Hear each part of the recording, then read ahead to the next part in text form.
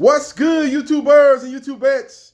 This is JBsports back again with another one. We got a big time fight going down in the UK this Saturday featuring unified light heavyweight champion Arthur Beterbiev taking on UK's own Anthony Yarde. Very, very intriguing matchup. Must see matchup. This fight is going to be a very, very exciting fight due to the style matchup of this particular matchup. You got a guy that comes forward in Arthur Beterbiev, and you got a guy in Anthony Yarde who's looking to land bombs on his opponent. So we will see what happens, and we will see what transpires. Now, Yarde fought a high-profile fight against a high-caliber opponent a couple of years ago when he took on Sergey Kovalev. That fight, he pretty much lost every round, but he had his opportunity in that 8th round when he had Kovalev in serious trouble. Had him one punch away from putting him on that canvas, and who knows what would have happened after that.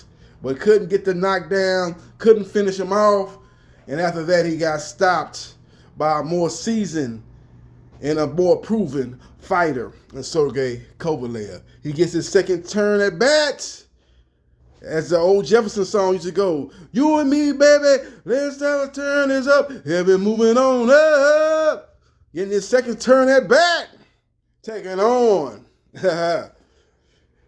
Arthur Beterbiev. Arthur Beterbiev at this point is a better fighter than Sergey Kovalev that fought Anthony Yarde. Anthony Yarde, I do believe, is a better fighter, but how much better? Because he's taking a huge step up in class. As he lost to a UK domestic level fighter after the Kovalev fight, in a fight that a lot of people try to make a lot of excuses. They were like, well, it was COVID going on, and he was not focused, and it was just a whole lot of things going on in his personal life, and he just came up shorter than a midget on his knees in that fight. But he quickly got revenge in the rematch, took care of business, ended up stopping the guy. But in my opinion, since then, he has now fought nobody on that Sergey Kovalev level, nowhere close to Sergey Kovalev level. And I think that could be a problem when you're taking a big step up in class, taking on Arthur Beterbiev, who in my opinion is a top 10 pound for pound fighter. So we will see what happens, and we will see what transpires. Now, Yarde must establish the jab. He's a guy that likes to fight out of the Mayweather shoulder roll style of fighting. He likes to have that left hand down, and he likes to have that right hand ready to land. He likes to use his head movement and rolling the punches for his defense. He might not be able to do that against, I would not advise him to do that against Arthur Beterbiev.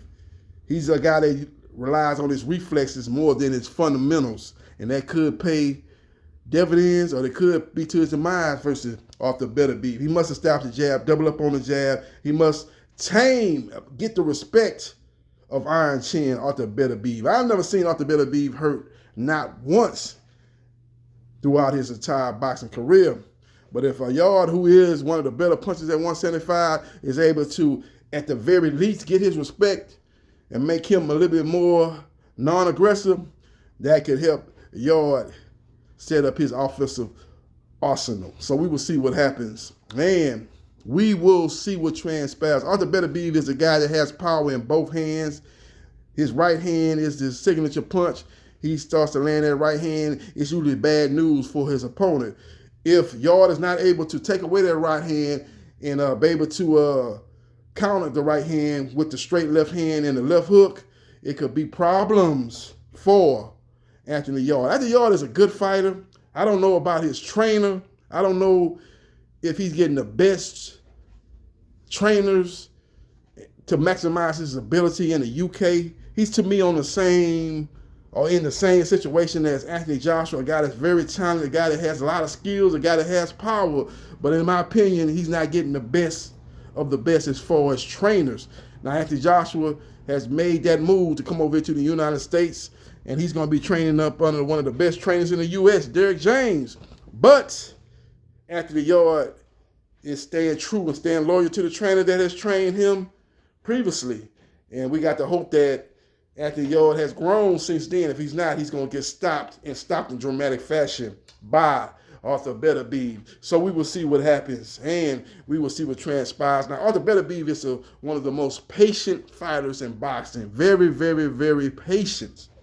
Not going to get ahead of himself.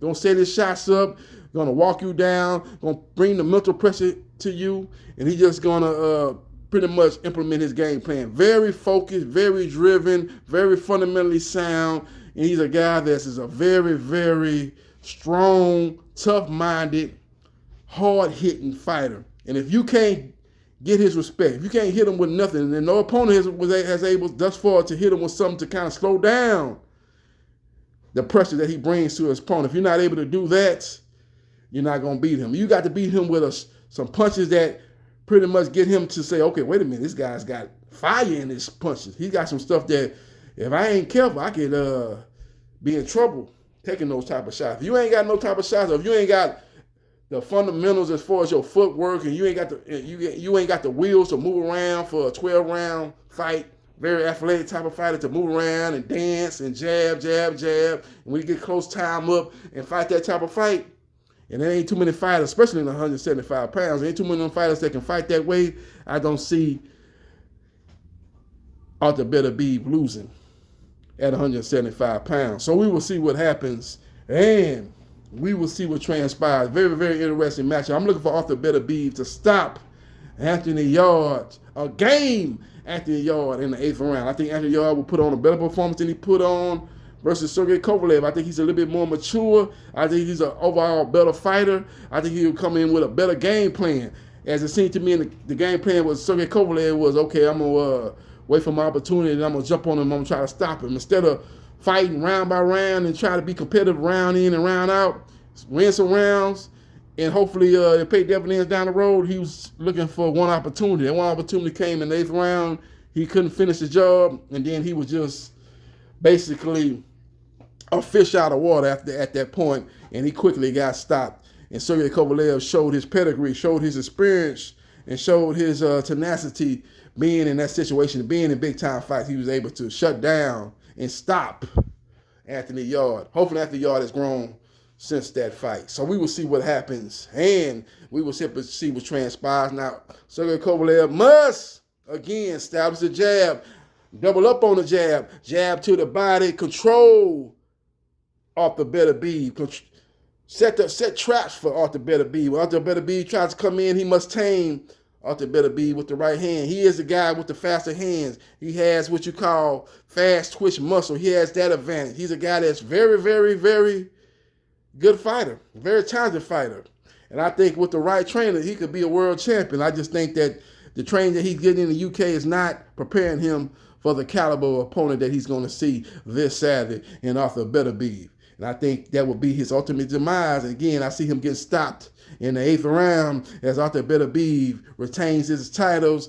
And hopefully that sets the stage for an undisputed fight with the other champion at 175 pounds, Arthur Beterbiev. Let me know your thoughts in the comment section. Who you like in this particular matchup? Arthur Beterbiev, who's a guy that's a very good pressure fighter, a guy that knows how to go to the body, knows how to back his opponents up, knows how to bring the mental pressure, knows how to be patient, knows how to not overextend himself, knows how to set up his punches. He's a very good fighter as far as throwing those short, straight, accurate punches. He's a very, very, very good fighter. It's going to take a great fighter, a guy that has great movement, athleticism, knows how to stay on the outside, jab, tame him when he get inside, time up. But I don't see that in 175 pounds, like I said previously. I don't see that in Anthony Yarde. I don't see that in the 175-pound division at all. So I see Arthur Beterbiev reigning supreme. Now, Beterbiev is a guy that knows how to control distance. He's a guy that knows how to hit you with the jab, double up on the jab, make you reset, tame you with the right hand, control distance. But I don't even know if he can do it over a 12-round affair. That's why that is the fight to be made at 175 pounds, because Arthur Beterbiev has not fought a fighter of the caliber of a Beterbiev, and Beterbiev hasn't fought a fighter of the caliber of Arthur Beterbiev. I think the stylistic matchup will be great, and I can't wait to see it. Hopefully, the promoters, Bob Arum of Arthur Beterbiev, and the promoter of Beterbiev, Eddie Hearn, will come to agreement. But it seems to me that Eddie Hearn is looking to stage Dimitri Bivol versus Buasi sometime in the first quarter of 2023, or maybe a little bit later, maybe in the late spring of 2023. If he gets by that fight, they'll be looking to do the rematch if Canelo Alvarez is successful in his fight on Sika Namayo versus John Ryder. They'll be looking to make that fight toward the fall, September to be exact, Mexican Independence Day, a rematch. Dimitri Bivol taking on Canelo Alvarez, either at 175 pounds or at 168 pounds for undisputed. So we will see what happens, and we will see what transpires. Follow me on Facebook, Gerard.Briscoe.3551. Like, share, and subscribe to JB Sports, the man, the myth, the legend. And I holla.